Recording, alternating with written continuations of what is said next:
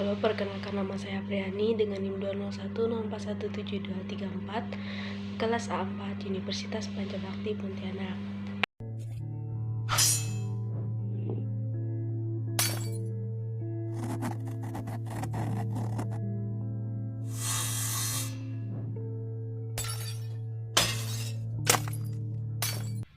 Dalam video ini saya akan membahas buku Manajemen Operasi 1 bagian bab 2.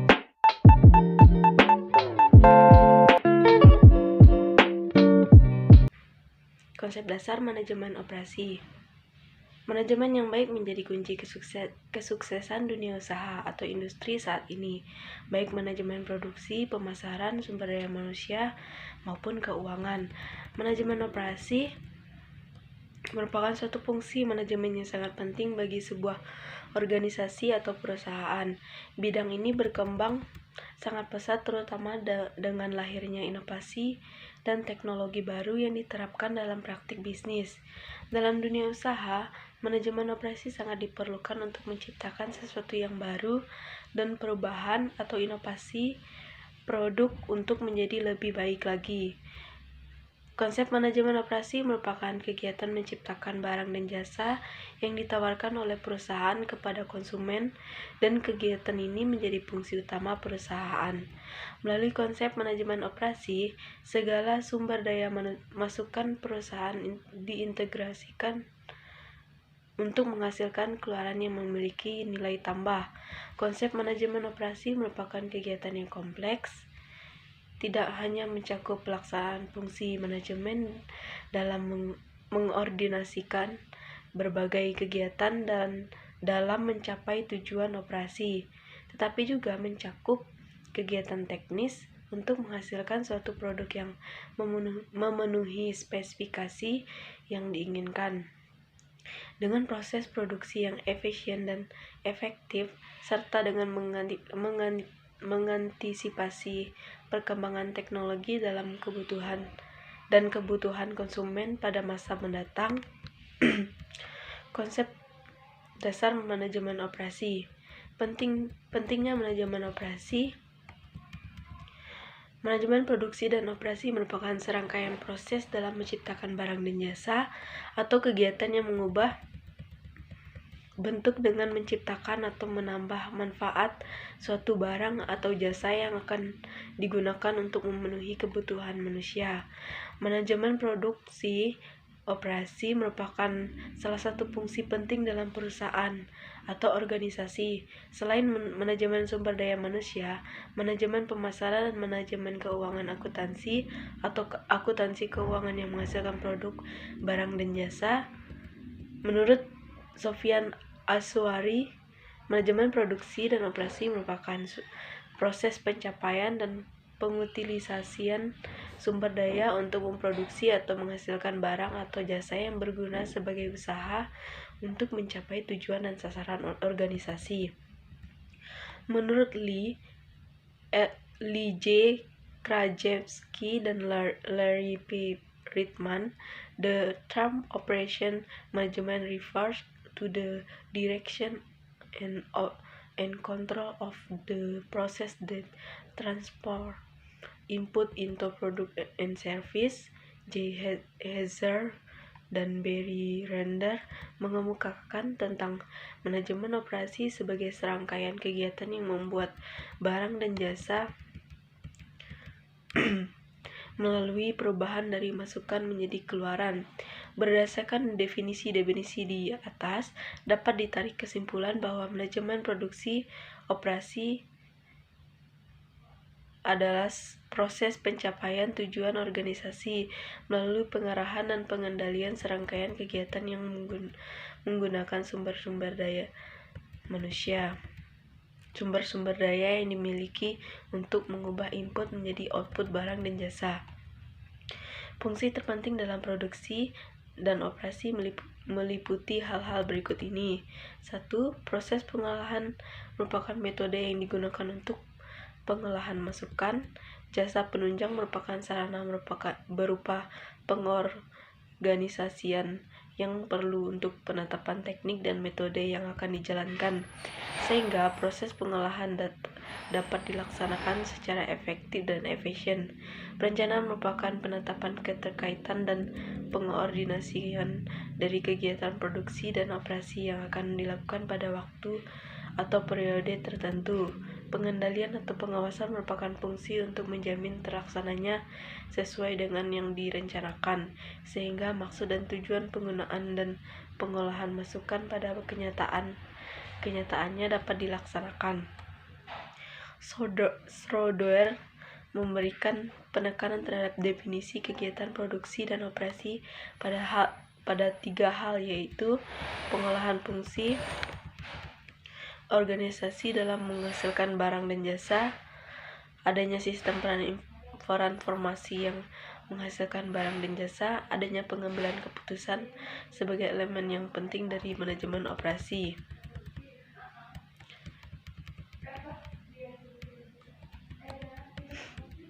Tujuan dan ruang lingkup manajemen operasi. Tujuannya menurut Julian Jemith, karakteristik dari sistem manajemen operasi adalah sebagai berikut: mempunyai tujuan menghasilkan barang dan jasa, yaitu sesuai dengan hal-hal yang telah direncanakan sebelum proses produksi dimulai; mempunyai kegiatan proses transformasi, yaitu memproduksi atau mengatur produksi barang dan jasa dalam jumlah, kualitas, harga, dan waktu serta tempat tertentu sesuai dengan kebutuhan. Adanya mekanisme yang mengendalikan pengoperasian, yaitu menciptakan beberapa jenis nilai tambah sehingga keluarannya lebih berharga bagi konsumen daripada jumlah masukannya. Ruang lingkup manajemen operasi. Ada 3 aspek yang saling berkaitan dalam ruang lingkup manajemen operasi, yaitu sebagai berikut: aspek struktural, aspek fungsional, dan aspek lingkungan. Ruang lingkup manajemen operasi berkaitan dengan pengoperasian sistem operasi, pemilihan serta penyiapan sistem operasi yang meliputi keputusan tentang perencanaan output, desain proses transformasi, perencanaan kapasitas, perencanaan bangunan pabrik, perencanaan tata letak fasilitas, desain aliran kerja, manajemen persediaan, manajemen proyek, scheduling, pengendalian kualitas, keandalan kualitas, dan pemeliharaan. Menurut Krajerski dan Risman, dalam Julian Jemith memberikan 3 aspek dalam manajemen operasi, yaitu manajemen operasi dilihat dari fungsi, manajemen operasi dilihat dari segi profesi, manajemen operasi dilihat dari segi pengambilan keputusan. Ruang lingkup produksi atau operasi. Manajemen produksi. Sistem informasi produksi meliputi hal-hal berikut: perencanaan produksi. Lingkungan perencanaan produksi meliputi penelitian tentang produk yang disukai konsumen. Selain itu, dalam perencanaan produksi terdapat pengembangan dalam produksi, yang merupakan penelitian terhadap produk yang telah ada untuk dikembangkan lebih lanjut agar mempunyai kegunaan yang lebih tinggi dan lebih disukai konsumen. Perencanaan lokasi dan tata letak. Faktor yang mempengaruhi pemilihan lokasi antara lain biaya ruang kerja, biaya tenaga kerja, insentif pajak, sumber permintaan, akses ke transformasi, ketersediaan tenaga kerja.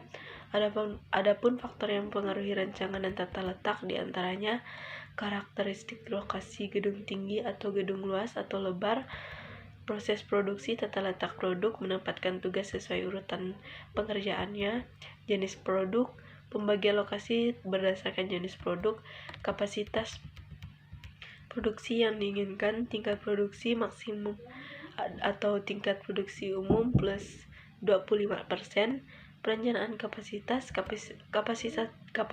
dalam manajemen operasi harus disesuaikan dengan masukan yang telah diproses, antara lain perencanaan lingkungan kerja dan perencanaan standar produksi.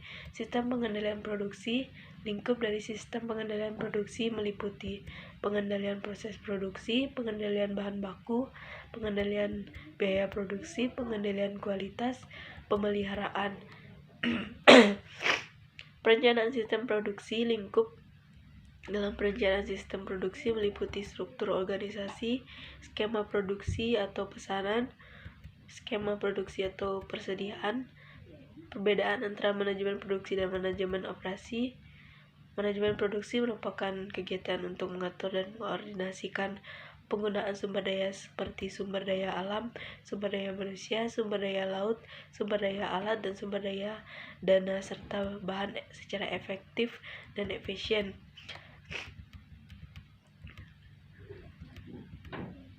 Untuk menciptakan dan menambah kegunaan suatu barang atau jasa, produksi merupakan penciptaan atau penambahan nilai suatu barang, bentuk, waktu, dan tempat atau atas faktor-faktor produksi sehingga lebih bermanfaat bagi pemenuhan kebutuhan manusia.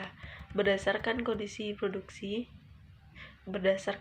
keputusan yang harus diambil, pengambilan keputusan dalam manajemen produksi dibedakan menjadi pengambilan keputusan atas peristiwa yang pasti, pengambilan keputusan atas peristiwa yang mengandung risiko, pengambilan keputusan atas peristiwa yang tidak pasti, pengambilan keputusan atas peristiwa yang timbul karena pertentangan dengan keadaan lain, ataupun manajemen operasi merupakan suatu fungsi manajemen selain manajemen pemasaran, keuangan, dan sumber daya manusia yang sangat penting bagi sebuah organisasi atau perusahaan. Bidang ini berkembangan sangat pesat, terutama dengan lahirnya inovasi dan teknologi baru yang diterapkan dalam praktik bisnis. Oleh karena itu, banyak perusahaan yang sudah melirik dan menjadikan aspek-aspek dalam manajemen operasi sebagai salah satu senjata strategis untuk bersaing dan mengungguli kompetitornya. Dengan demikian, manajemen produksi dan manajemen operasi saling berkaitan. Manajemen produksi mengatur jalannya pembuatan produk, finished good, sedangkan manajemen operasi adalah orang-orang yang mengatur jalannya sumber atau bahan menjadi produk jadi. Dalam manajemen produksi menggambarkan semua aktivitas dalam menciptakan produk baru bagi perusahaan, sedangkan manajemen operasi lebih kepada orang yang memikirkan perubahan atau transformasi dari bahan mentah menjadi barang jadi. Oleh karena itu, di suatu perusahaan hendaknya menggunakan kedua manajemen ini agar produk yang dihasilkan maksimal. Manajemen operasi dalam e-business environment. Pengertian e-business dapat diartikan sebagai kegiatan bisnis yang dilakukan secara otomatis dan semi-otomatis dengan menggunakan sistem informasi komputer. Istilah yang pertama kali dikenal oleh Leo Gertner, seorang CEO perusahaan IBM. Ini sekarang merupakan bentuk kegiatan bisnis yang dilakukan dengan menggunakan teknologi internet. Contoh penerapan e-business, sebuah perusahaan X merupakan perubahan mebel kayu yang membutuhkan kayu sebagai bahan baku atau bahan dalam pembuatan mebelnya, maka diperlukan perusahaan Y yang merupakan supplier kayu. Perusahaan Y adalah rekan kerja bagi perusahaan mebel tersebut dan sebagai SCM bagi perusahaan mebel. Perusahaan Y akan menyediakan kayu yang dibutuhkan oleh perusahaan X. Perusahaan X membentuk CRM yang dinamakan bagian pelayanan customer, yaitu berfungsi untuk melayani customer dalam hal penjualan produk perusahaan X kepada customer dan sebagai database customer. Dengan informasi ini, maka pihak manajemen dan pemasaran bisa mempelajari kebutuhan pelanggan secara detail dan mampu untuk merencanakan produk atau membuat penawaran kepada pelanggan, juga mengetahui secara detail produk-produk lain yang sudah dibeli oleh pelanggan. Perusahaan X juga membentuk ERP untuk terciptanya optimalisasi dalam pengelolaan sumber daya yang dimiliki perusahaan, misalnya dalam hal informasi, biaya tenaga kerja, material, bahan baku, mesin-mesin produksi, produk jadi, dan sebagainya. Keseluruhan dari penggunaan SCM, CRM, dan ERP dalam perusahaan X dapat dikatakan sebagai sebuah sistem e-bisnis dalam kegiatan perusahaannya. Tujuan dan manfaat e-bisnis adalah untuk mendukung efisiensi dan integritas pengelolaan data, sumber daya manusia, keuangan, supply chain manajemen atau logistik manajemen. Selain itu,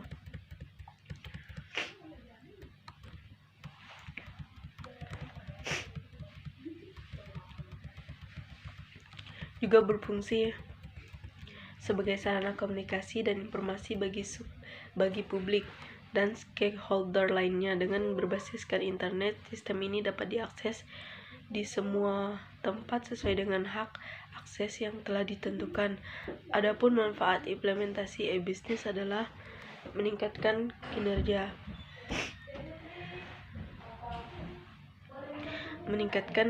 operasional perusahaan, meningkatkan peluang akses ke pasar, pemasok dan pendanaan yang sangat luas, meningkatkan efisiensi perusahaan, mempermudah pengelolaan aset perusahaan, meningkatkan kualitas layanan terhadap pelanggan, meningkatkan komunikasi seluruh stakeholder, mengatasi kesenjangan digital, media mempromosikan kompetensi perusahaan, memperlancar kegiatan ekonomi, memperlancar transaksi bisnis, sarana penyebaran informasi secara luas, cara promosi pengembangan bisnis, promosi secara offline, promosi tanpa melalui jaringan internet. Promosi secara offline dilakukan dengan cara mengajak langsung keluarga, teman, dan rekan kerja saat bertemu melalui SMS atau MMS, menginformasikan bisnis, membuat dan menerbitkan iklan di media cetak seperti majalah dan koran. Promosi secara online. Promosi secara online adalah promosi melalui jaringan internet yang terkoneksi secara online. Adapun cara promosi ini antara lain membuat informasi bisnis di web yang sudah dibuat, mengirim email kepada keluarga dan yang lainnya untuk diajak bergabung. Usahakan dalam mengirim email dituliskan kata-kata yang bisa menggugah minat orang yang diajak untuk bergabung dan promosikan website bisnis dan pada website komunitas.